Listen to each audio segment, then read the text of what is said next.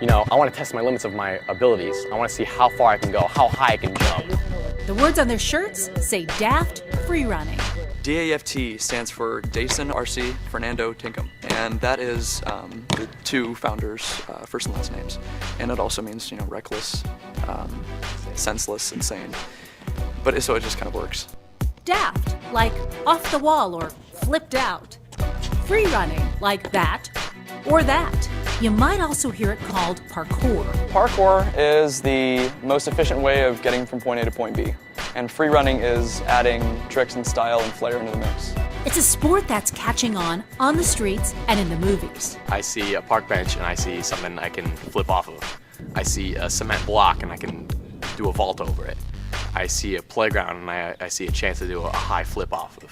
Where you or I see boring brick and concrete and city landscapes, these guys see possibilities. When they go right, I mean, you land it, you stick it. When you freak out in midair, you know, you bail out, you kind of just open your body up, you land on your back, you land on your stomach, it hurts.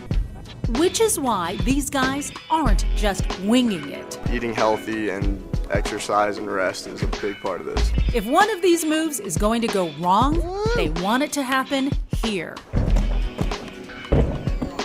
This is desert tumbling in Glendale. It's nice and soft in the gym, you know, there's pads, there's crash pads, there's mats. You set things up and you learn them there.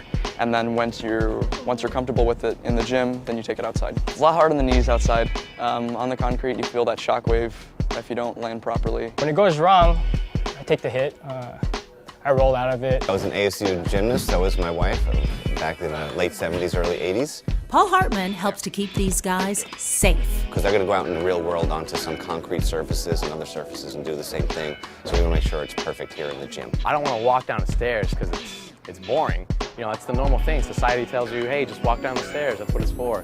But to us, we can see what other direction can I go to get down those stairs or around those stairs. When you land, sometimes your bones can take a little beating, you can be a little sore the next day.